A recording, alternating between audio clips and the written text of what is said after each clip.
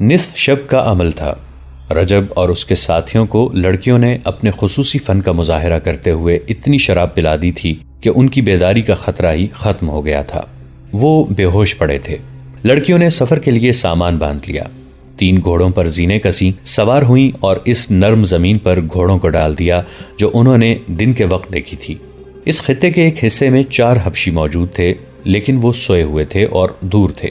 انہیں معلوم تھا کہ یہاں سے کوئی بھاگنے کی جرت نہیں کر سکتا، اگر بھاگے گا تو صحرا اسے راستے میں ہی ختم کر دے گا۔ مگر لڑکیاں اس ہولناک قید خانے سے نکل گئیں۔ وہ اسی راستے سے فلسطین جانا چاہتی تھیں جس سے رجب انہیں یہاں لایا تھا۔ وہ تھیں تو غیر معمولی طور پر ذہین اور انہیں عسکری تربیت بھی دی گئی تھی، مگر انہیں یہ علم نہیں تھا کہ صحرا میں اس قدر فریب چھپے ہوئے ہیں جو دانش مندوں کو بھی عقل کا اندھا کر دیا کرتے ہیں۔ اتنے طویل صحرائی سفر پر لوگ قافلوں کی صورت میں نکلا کرتے تھے اور ان کے پاس صحرا کی ہر آفت کا مقابلہ کرنے کا اہتمام ہوتا تھا۔ رات کے وقت تو صحرا سرد تھا۔ لڑکیوں نے اس جگہ سے کچھ دور تک گھوڑوں کو آہستہ آہستہ چلایا، پھر ایڑ لگا دی۔ گھوڑے سرپٹ دوڑنے لگے۔ بہت دور جا کر انہوں نے گھوڑوں کی رفتار کم کر دی۔ باقی رات گھوڑے اسی رفتار پر چلتے رہے۔ صبح طلوع ہوئی اور جب سورج اوپر آیا تو لڑکیوں کے ارد گرد ریت کے گول گول ٹیلے تھے اور ان سے آگے ریتلی مٹی کی اونچی اونچی پہاڑیاں کھڑی تھیں۔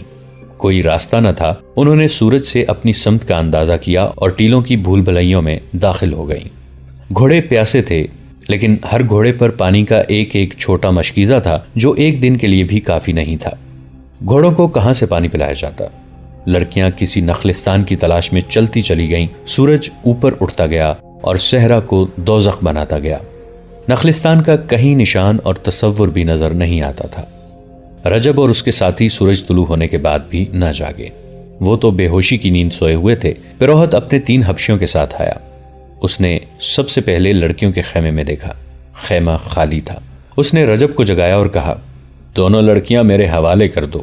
رجب ہڑبڑا کر اٹھا اور پیروہت کو قائل کرنے کی کوشش کرنے لگا کہ وہ ان لڑکیوں کو ضائع نہ کرے۔ اس نے اسے تفصیل سے بتایا کہ ان لڑکیوں سے کام کیا لینا ہے، مگر پیروہت نے اس کی ایک بھی بات نہ مانی۔ رجب نے اپنے ساتھیوں کو جگانا چاہا تو حبشیوں نے اسے پکڑ لیا۔ پیروہت نے پوچھا، لڑکیاں کہاں ہیں؟ رجب نے وہیں سے لڑکیوں کو پکارا تو اسے کوئی جواب نہ ملا۔ خیمے میں جا کر دیکھا، انہیں ادھر ادھر دیکھا، وہ کہیں نظر نہ آئیں۔ اچانک نظر زینوں پر پڑی، تینوں زینیں غائب تھیں۔ گھوڑے دیکھے تو 3 گھوڑے غائب تھے۔ رجب نے پیروہت سے کہا، وہ تمہارے ڈر سے بھاگ گئی ہیں۔ تم نے بڑے کام کی لڑکیوں کو بھگا دیا ہے۔ انہیں تم نے بھگایا ہے، پیروہت نے کہا اور اپنے 3 حبشیوں سے رجب کے متعلق کہا، اسے لے جا کر باندھ دو، اس نے انگوگ کے دیوتا کو پھر ناراض کر دیا ہے۔ اچھے سواروں کو بلاؤ اور لڑکیوں کا پیچھا کرو، وہ دور نہیں جا سکتی۔ رجب کے احتجاج اور منت سماجت کو نظر انداز کرتے ہوئے حبشی اسے اپنے ساتھ لے گئے اور ایک درخت کے ساتھ اسے اس طرح باندھ دیا کہ اس کے ہاتھ پیٹھ پیچھے بندھے ہوئے تھے۔ اس کے سوئے ہوئے ساتھیوں کے ہتھیار اٹھا لیے گئے اور پھر انہیں جگا کر دھمکی دی گئی کہ وہ یہاں سے ہلے تو قتل ہو جائیں گے۔ تھوڑی دیر بعد 6 گھڑ سوار اور شتر سوار آ گئے۔ انہیں لڑکیوں کے تعاقب میں روانہ کر دیا گیا۔ ریت پر 3 گھوڑوں کے قدموں کے نشان صاف تھے۔ اسی سمت کو یہ حبشی سوار انتہائی رفتار سے روانہ ہو گئے۔ لڑکیوں کو پکڑنا آسان نہیں تھا کیونکہ فرار اور تعاقب میں 8-10 گھنٹوں کا فرق تھا۔ حبشی سواروں کو یہ سہولت حاصل تھی کہ وہ صحرا کے بھیدی تھے اور مرد تھے، سختیاں جھیل سکتے تھے۔ آگے جا کر انہیں یہ مشکل پیش آئی کہ ہوا چل رہی تھی جس نے ریت اڑا اڑا کر گھوڑوں کے کھرے غائب کر دیے تھے، پھر بھی وہ اندازے پر چلتے گئے۔ 3-4 گھنٹوں کے تعاقب کے بعد انہیں ایک طرف سے آسمان پر افق کے کچھ اوپر تک مٹیالی سرخی دکھائی دی جو اوپر اٹھتی اور آگے بڑھتی آ رہی تھی۔ سواروں نے گھبرا کر ایک دوسرے کی طرف دیکھا، گھوڑوں اور اونٹوں کو پیچھے کی طرف موڑ کر سرپٹ دوڑا دیا۔ یہ صحرا کی وہ آندھی آ رہی تھی جو بڑے بڑے ٹیلوں کو ریت کے ذروں میں بدل کر اڑا لے جاتی تھی۔ کوئی انسان یا جانور کہیں رک کر کھڑا رہے یا بیٹھ جائے تو ریت اس کے جسم کے ساتھ رک رک کر اسے زندہ دفن کر دیتی ہے اور اس پر ٹیلا کھڑا ہو جاتا ہے۔ وہاں آندھی سے بچنے کے لیے کوئی مضبوط ٹیلا نہیں تھا۔ وہ بھاگ کر اپنے پہاڑی خطے تک پہنچنا چاہتے تھے جو بہت ہی دور تھا۔ وہاں تک آندھی پہنچ گئی تھی۔ اس خطے کے درخت دوہرے ہو کر چیخ رہے تھے۔ جھیل کے مگرمچھ پہاڑی کے آبی غار میں جا چھپے تھے۔ پیروہت ایک جگہ زمین پر گھٹنے ٹیکے ہوئے ہاتھ ہوا میں بلند کرتا اور زور زور سے زمین پر مارتا تھا۔ ہر بار بلند آواز سے کہتا تھا، इंगोक के देवता, अपने कहर को समेट ले, हम दो बहुत ही खूबसूरत लड़कियां तेरे कदमों में पेश कर रहे हैं। वो इस आंधी को देवता का कहर समझ रहा था। सहरा और आंधी का चोली दामन का साथ था, लेकिन सुर्ख और ऐसी तेजो तुंद आंधी कभी कभी चला करती थी। लड़कियों को भी आंधी ने लपेट में ले लिया था। उनके लिए कोई आड़ और ओट नहीं थी।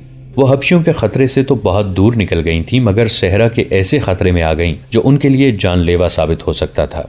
उनके लिए दूसरी मुसीबत ये आई कि रेत की बौछारों और आंधियों के जन्नाटों से घबराकर तीनों घोड़े मुंह जोर और बेलगाम होकर दौड़ पड़े। वो चूंकि इकट्ठे बिदके थे, इसलिए इकट्ठे ही दौड़ते जा रहे थे। इससे ये फायदा तो हुआ कि रेत में दब जाने का खतरा न रहा, मगर ये मालूम नहीं था कि बेलगाम घोड़े कहाँ जा रुकेंगे और वो जगह असल रास्ते से कितनी दूर होगी। लड़कियों में इतनी हिम्मत नहीं थी कि घोड़ों को काबू कर लेती, और घोड़ों में इतनी हिम्मत नहीं थी कि ज्यादा दौड़ सकते। वो प्यासे थे और आधी रात से मुसलसल चल रहे थे। थकन और प्यास घोड़ों को बेहाल करने लगी। एक घोड़ा मुंह के बल गिरा। उसकी सवार लड़की ऐसी गिरी कि घोड़ा उठा, और जब फिर गिरा तो लड़की उसके नीचे आ गई। उसे मरना ही था। कुछ और आगे गए तो एक घोड़े का तुंग ढीला हो गया। जीन एक तरफ लुढ़क गई। उसकी सवार उसी पहलू पर गिरी, मगर बायां पांव रिकाब में फंस गया। लड़की जमीन पर घसीटती जाने लगी।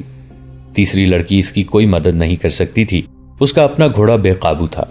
वो अपनी साथी की चीखें सुनती रही, फिर चीखें खामोश हो गईं और वो लड़की की लाश को घोड़े के साथ जमीन पर जाता देखती रही।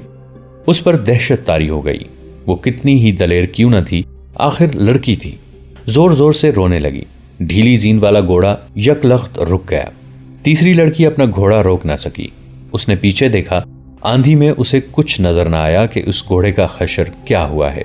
लड़की तो यकीनन मर चुकी थी।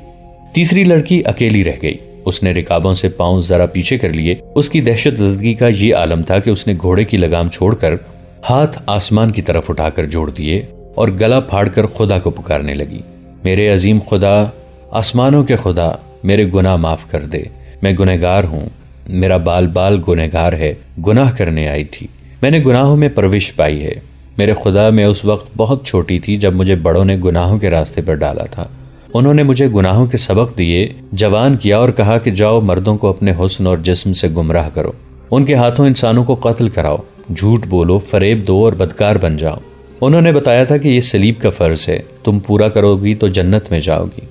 वो पागलों की तरह चिल्ला रही थी और उसके घोड़े की रफ्तार घटती जा रही थी। ज़ारो कतार रोते हुए उसने खुदा से कहा, तेरा जो मजहब सच्चा है मुझे उसी का मौजिज़ा दिखा। उसके अकीदे मुतजलजल हो गए थे। गुनाहों के एहसास ने उसके दिमाग पर काबू पा लिया था। मौत के खौफ ने उसे फरामोश कर दिया था कि उसका मजहब क्या है।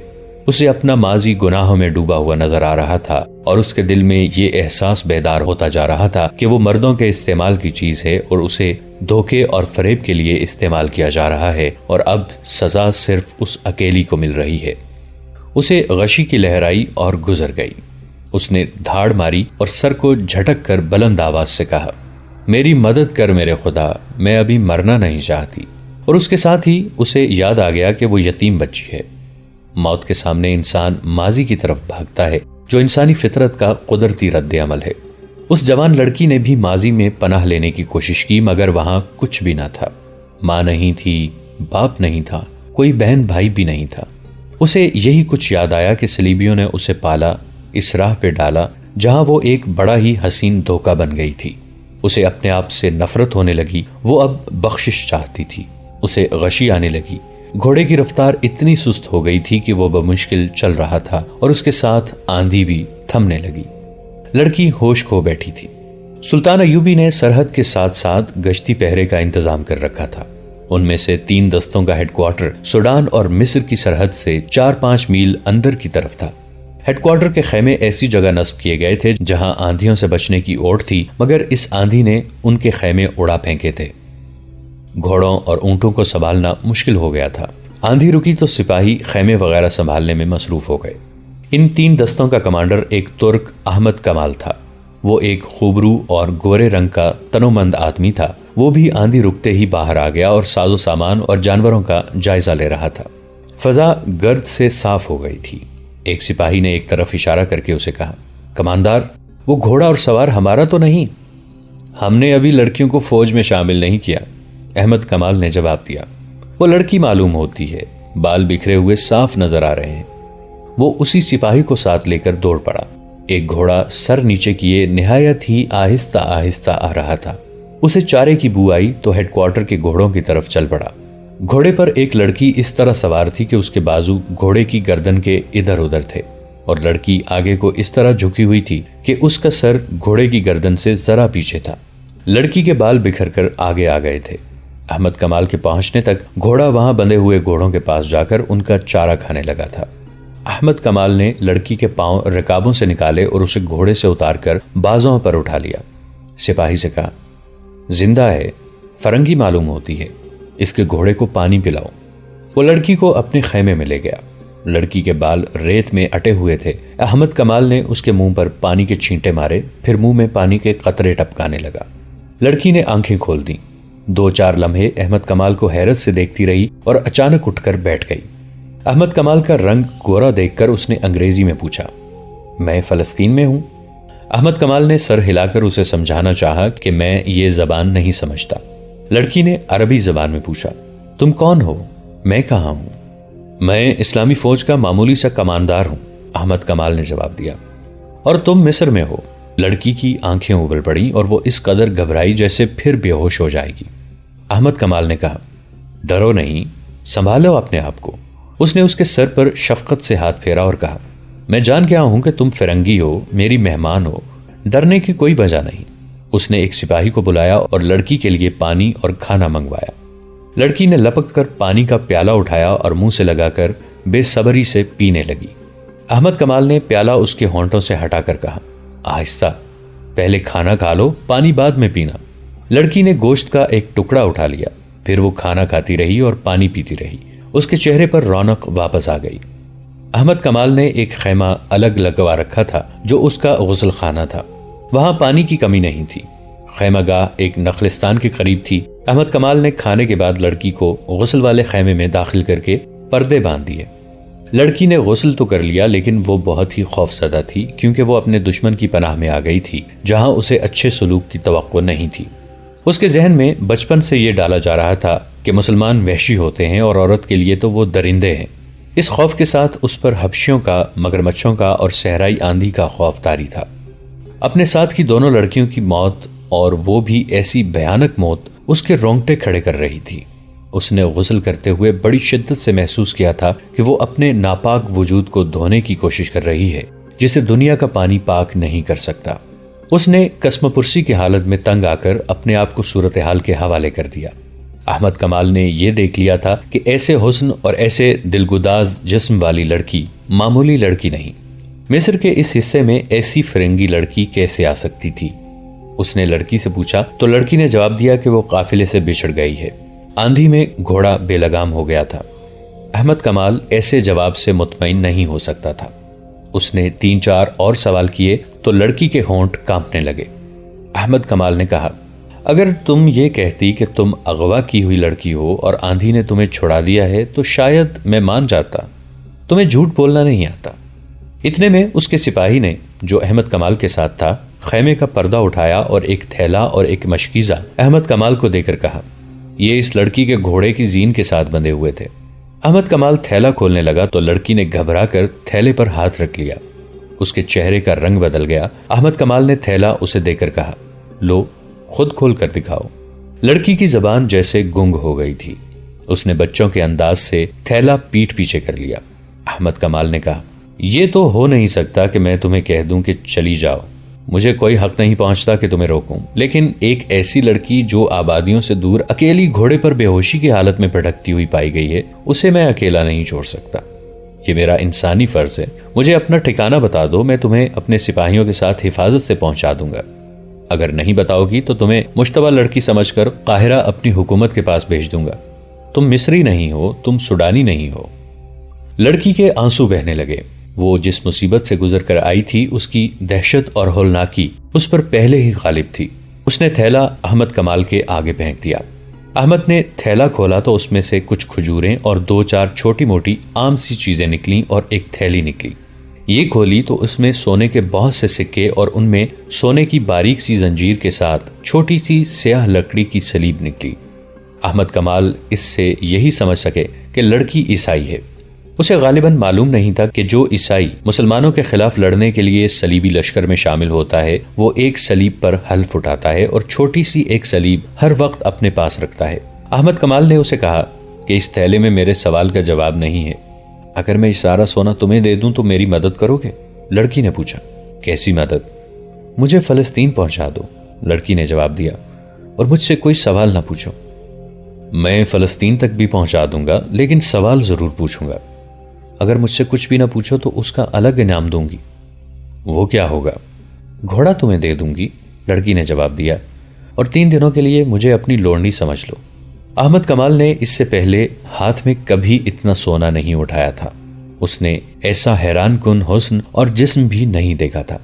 اس نے اپنے سامنے پڑے ہوئے سونے کے چمکتے ہوئے ٹکڑوں کو دیکھا، پھر لڑکی کے ریشم جیسے بالوں کو دیکھا جو سونے کے تاروں کی طرح چمک رہے تھے، پھر اس کی آنکھوں کو دیکھا جن میں وہ طلسماتی چمک تھی جو بادشاہوں کو ایک دوسرے کا دشمن بنا دیتی تھی۔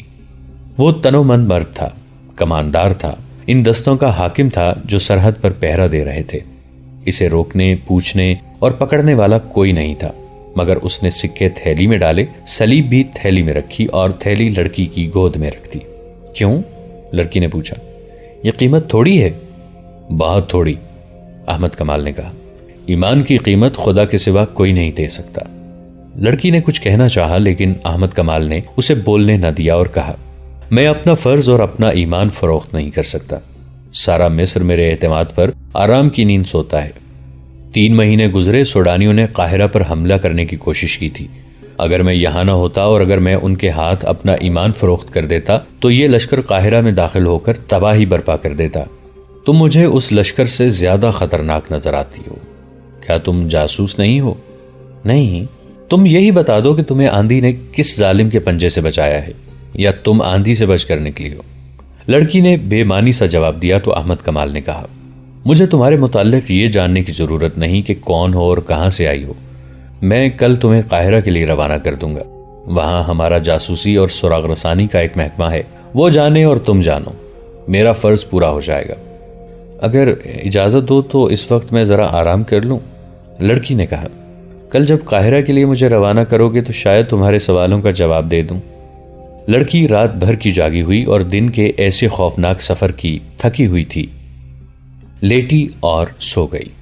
احمد کمال نے دیکھا کہ وہ نیند میں ہڑبڑا رہی تھی، بے چینی میں سر ادھر ادھر مارتی تھی اور ایسے پتہ چلتا تھا جیسے خواب میں رو رہی ہو۔ دوستو، آج کے لیے اتنا ہی۔ اسی کہانی کی اگلی قسط کے ساتھ بہت جلد حاضر ہوں گے۔